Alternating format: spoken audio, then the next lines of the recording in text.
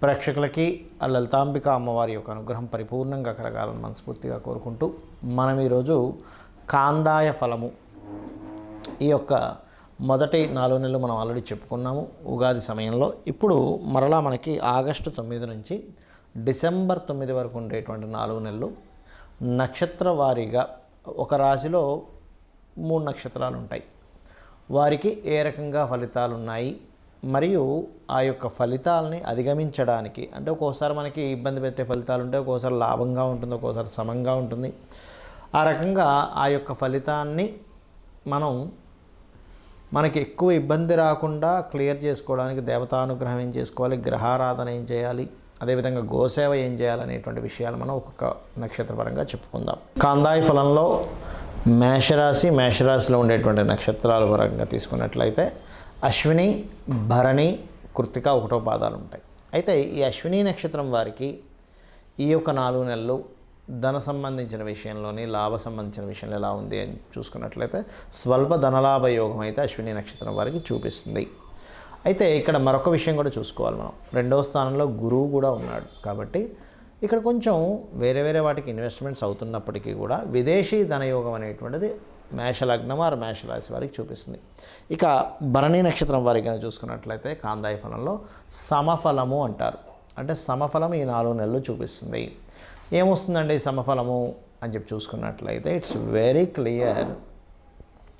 మీరు 1,00,000 రూపాయలు ఖర్చు అవుతుంది అనుకోండి ప్రతి నెల, ఆ లక్ష కరెక్ట్గా అందేలా చేస్తుంది గ్రహస్థితి.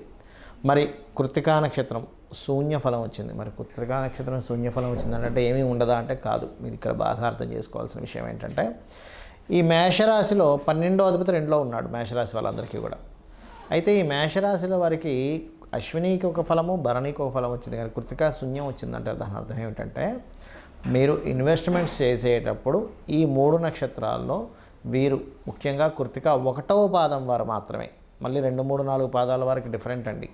కాబట్టి వీళ్ళు ప్రత్యేకంగా ఇన్వెస్ట్మెంట్స్ చేసేటప్పుడు చాలా కేర్గా ఉండాలి అని చూపిస్తుంది. మరి దీనికి ఏదైనా పరిహారం ఉందా? ఇక్కడ నవగ్రహాలలో ముఖ్యంగా మీరు గురువు, కేతువు గుర్తుపెట్టుకోండి. గురు, కేతు గ్రహాల దగ్గర దీపారాధన చేయడము, శనగలు ఉంటాయి, శనగలు, పసుపు రంగు వస్త్రము గురువారం నాడు దానంగా ఇవ్వడము, గోవుకి అరటికాయలు అంటారు, అరటికాయల్ని తినిపించడం, చిన్నగా కట్ చేసి గోవులకు తినిపించండి. వీటితో పాటు దత్తాత్రేయుడి యొక్క నామస్మరణ, సూర్యభగవానుణ్ణి సూర్యుడిని చూస్తూ ఏం చేస్తారంటే మీరు 2 చేతులు జోడించి దిగంబర శ్రీపాదవల్లభ దిగంబర జై గురుదత్త శ్రీ గురుదత్త ఈ నామస్మరణ కనుక చేసినట్లయితే అన్ని విధాలా బాగుంటుంది. అయితే ఇక్కడ ఏంటంటే మీకు రాశి నుంచి 11వ స్థానంలో వక్రించినటువంటి శని ఉన్నాడు. సో ఈ 4 నెలలు కూడా కాస్త ఆ వక్రించిన శని యొక్క సంబంధం ఉంటున్నందుకు బిజినెస్ ఒకటే కాకుండా వ్యాపారం కూడా చేద్దాం, 2 చేద్దాం అనేటువంటిది ఉంటుంది. 6లో కాస్త కేతు ఉన్నందుకు కాస్త అప్పులు ఇవ్వడం, తీసుకునేటువంటి విషయాల్లో కాస్త జాగ్రత్తగా ఉండండి. ఇక 2వ స్థానంలో గురువు ఉన్నాడు కాబట్టి ఇంపోర్ట్ ఎక్స్పోర్ట్ ద్వారా కావచ్చు, విదేశీ సంబంధం వాటి మూలంగా కావచ్చు ధనయోగం అనేటువంటిది వస్తుంది. ఈ పరిహార మార్గం పాటించండి, అన్ని విధాలా బాగుంటుంది. ఈ కాందాయ ఫలాలు కానివ్వండి, రాశి ఫలాలు కానివ్వండి, మాస ఫలాలు కానివ్వండి, వార ఫలితాలు ఏవైనా కానీ ఒకటే గుర్తుపెట్టుకోండి. వీటన్నిటికంటే అతి ముఖ్యంగా మీరు చూసుకోవాల్సినటువంటిది మీ జన్మజాతక ఫలితం. ఎందుకంటే మనము పూర్వజన్మల్లో ఏదైతే కర్మని చేశామో ఆ కర్మ యొక్క ఫలితం ఈ జన్మలో మనం పొందుతూ ఉంటాము. మరి ఈ జన్మలో చేసేదండి, ఈ జన్మలో చేసే కొన్ని మంచి పనులు, సహాయం చేయడం, మాట సహాయం కావచ్చు, లేకపోతే ఇంకేదైనా సరే ఎవరికైనా పుస్తకాలు ఏమంటే ఇచ్చినవి కావచ్చు, అది కూడా కొంతవరకు మనం అనుభవిస్తూ ఉంటాం, ఇక్కడ అనుభవించడం కాదు. కానీ మనం ఎటువంటి పుణ్యకర్మ చేసినా నెక్స్ట్ జన్మలోకి వెళ్తుంది. అది 12 ఫైల్స్గా మారుతూ ఉంటుంది. అంటే ధనభావము, భాగ్యభావము, పుత్రభావము, వివాహము, జీవిత భాగస్వామి ఎలా ఉంటుంది అన్నీ కూడా ఈ జన్మలో ఎటువంటి కర్మని చేస్తామో ఆ రిలేటెడ్ సంబంధించిన ఆ 12 హౌజెస్లో అది వెళ్ళి చేరుతూ ఉంటుంది. అది గుడ్ ఆర్ బ్యాడ్. అందుకే మీరు ఏం చేయాలి, మీ యొక్క పర్సనల్ చార్ట్ ముఖ్యంగా చూసుకోండి. మీరు ఎదగలేకపోతున్నారు, లగ్నభావం ఎందుకు వీక్గా ఉందా, స్ట్రాంగ్గా ఉందా, ఎందుకు అనారోగ్యం వస్తుంది, ఎందుకు మీరు స్ట్రెస్ అవుతున్నారు. అలాగే మరొకటి ఏంటంటే ఇక్కడ ధనస్థానం, చాలామంది చూడండి ఎంతో టాలెంట్ ఉంటుంది కానీ డబ్బులు సంపాదించలేకపోతుంటారు. అంటే మీ ధనాధిపతి ఎక్కడో పాపకత్తిరిలోనో రాహుకేతు యాక్సెస్లోనో ఉన్నాడు. ఇదైతే ఎలా ఉన్నాడో దాన్ని బట్టి ధనం యోగం కూడా వస్తుంది. అంటే ఎలాగా, మీకు రియల్ ఎస్టేట్లో ధనయోగం ఉందనుకోండి, మీరు వెళ్ళి సాఫ్ట్వేర్ జాబ్ చేస్తానంటే కుదరదు, రియల్ ఎస్టేట్లోనే డబ్బులు వస్తాయి.